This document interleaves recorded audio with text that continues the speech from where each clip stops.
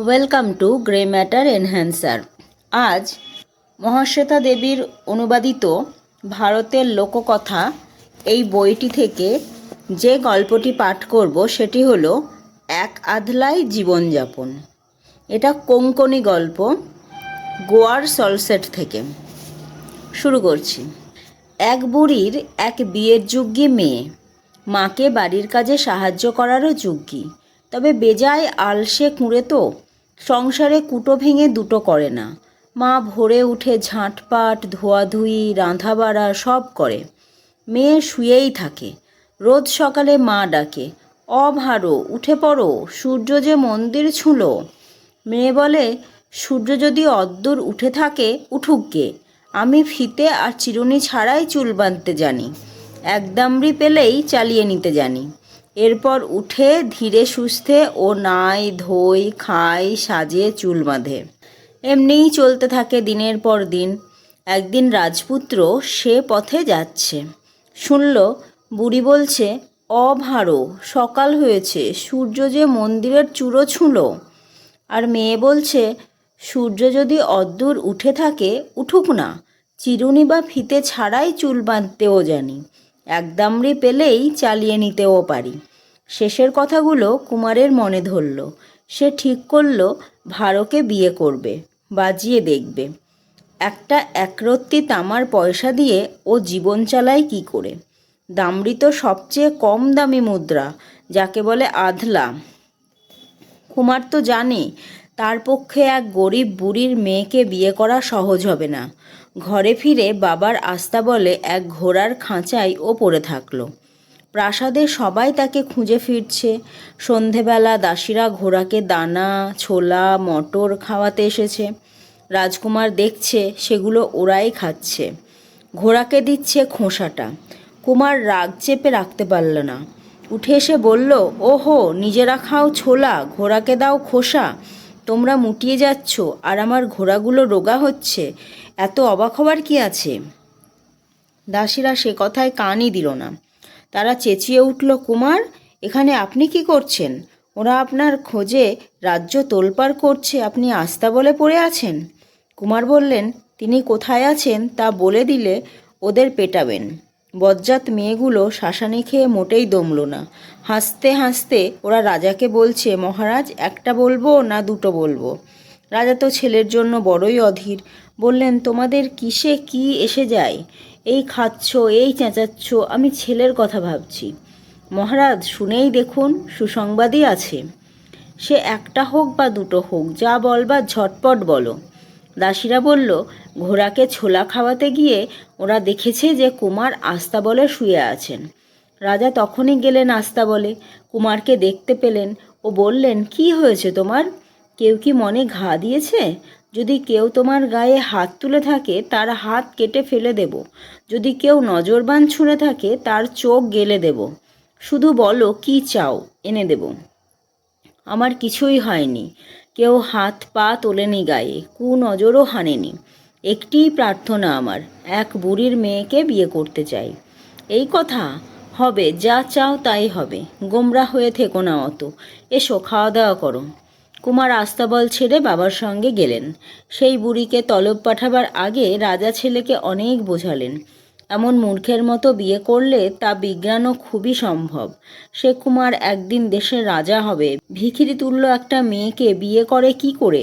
কিন্তু কুমারও একরোখা, ও মেয়েকে বিয়ে করতে না পারলে তিনি আত্মহত্যাই করবেন। আর কোনো পথ না পেয়ে রাজা এক দূত পাঠিয়ে বুড়িকে দরবারে তলব করলেন।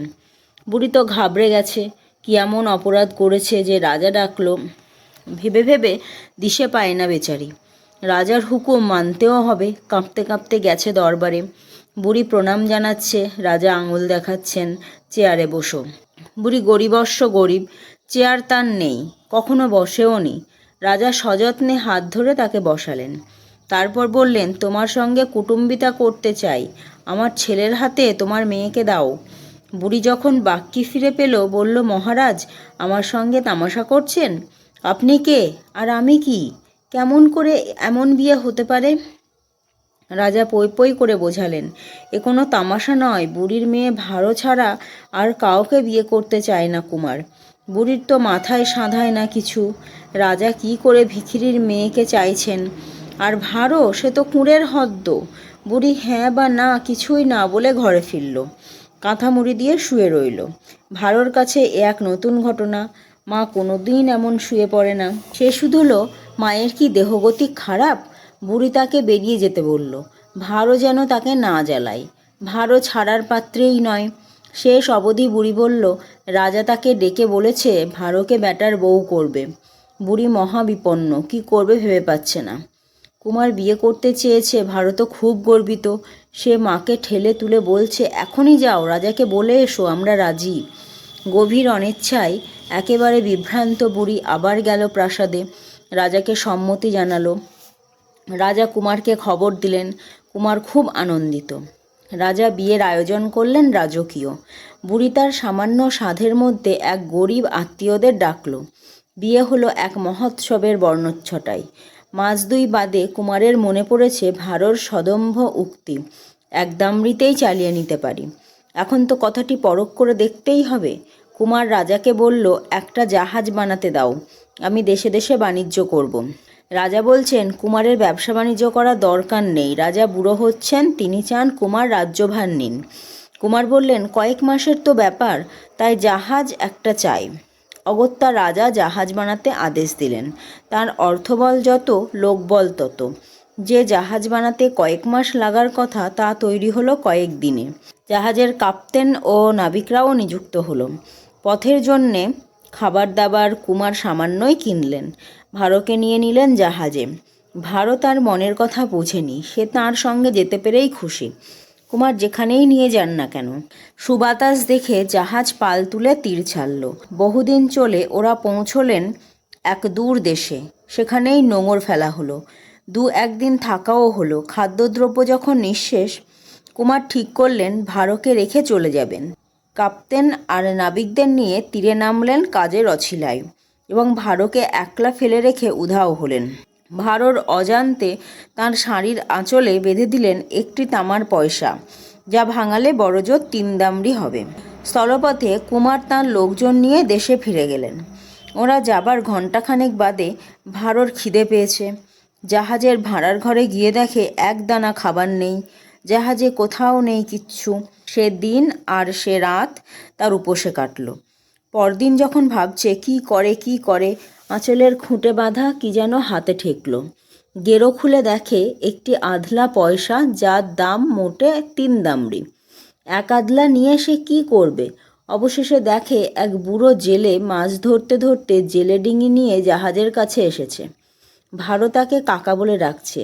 জাহাজ থেকে কাকা ডাক শুনে জেলে বেশ অবাক। সে আরও অবাক এক তরুণী তাকে ডাকছে বলে। এত বড় জাহাজে একলা তরুণী। সে জেলে ডিঙি কাছে ডাকল। ভারো আধলাটা ছুঁড়ে দিয়ে বলছে 4টি চাল ছোলা ভাজা আনতে। বুড়ো জেলে না বলতে পারল না। সে ডাঙায় গিয়ে চাল ছোলা ভাজা কিনল, ভারোকে দিল, চলে গেল। সেও গেছে। ভারো খেতে যাচ্ছে ওগুলো। ও মা, হাত ফসকে সব পড়ে গেল জলে। ভারো কেঁদেই ফেলতো। হঠাৎ দেখে ঝাঁকে ঝাঁকে বড় বড় মাছ এসে সেগুলো খেয়ে নিয়েছে। খেয়ে মাছগুলো গেছে তীরের দিকে, আর বালির ওপর অঢেল সোনার মোহর বমি করছে।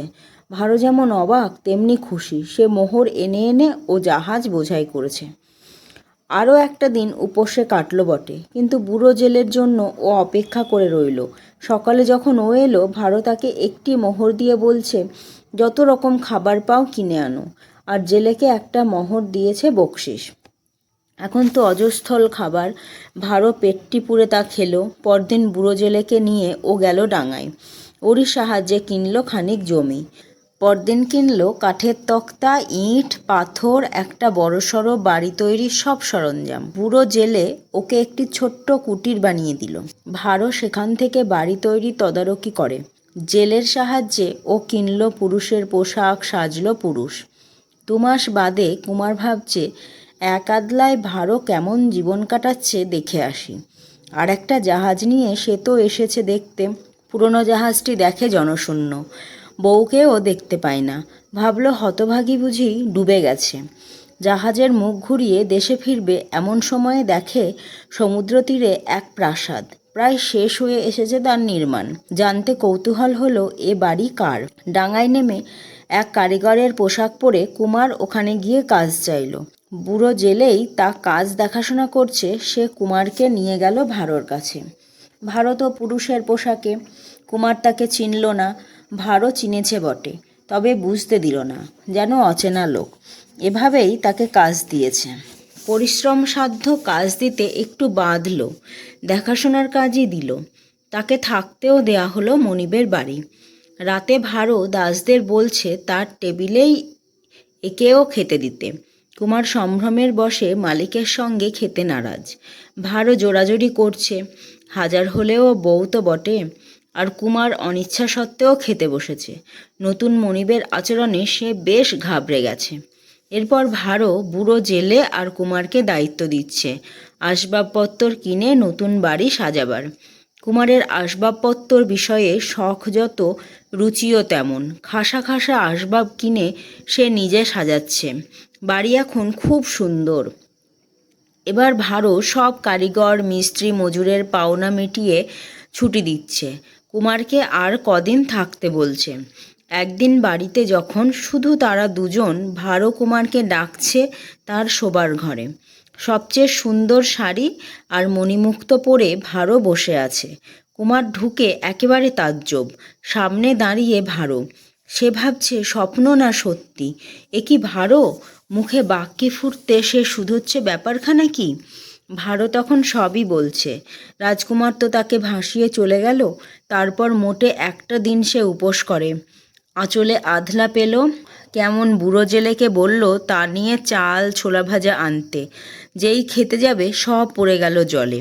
কেমন এক ঝাঁক মাছ গিলছে চাল ছোলা ভাজা আর ওগড়াচ্ছে মোহর। কেমন সে মোহরগুলো কুড়োলো, সেই থেকে কেমন আরামে আছে। কেমন চমৎকার বাড়ি করেছে, আর কুমার কি সুন্দর সাজিয়েছে বাড়ি। ভারোর কথা তো ফুরোলো। এখন কুমার বলছে কেন ভারোকে বিয়ে করেছিল, কেমন কৌশলে। ভারোকে কেমন সঙ্গে আনলো শূন্য জাহাজে, একলাটি ছেড়েও গেল কেমন করে পরখ করে দেখতে। এখন তো কুমার খুব খুশি। নিত্যি সকালে ভারো বলতো সে একটি ফিতে বা চিরুনি ছাড়া চুল বাঁধতেও জানে, একটি দামড়িতে জীবন চালিয়ে দিতেও জানে। ভারো তো তা কাজে করে দেখিয়ে দিয়েছে। সে বাড়ি বেচে দিয়ে টাকা পয়সা, মোহরের গাদা সব নিয়ে ওরা বাড়ি ফিরে গেল। বুড়ো বয়স অবধি সুখে শান্তিতে বাসও করল। আমার গল্পও ফুরোলো। আবার দেখা হবে নতুন একটি ভিডিওতে।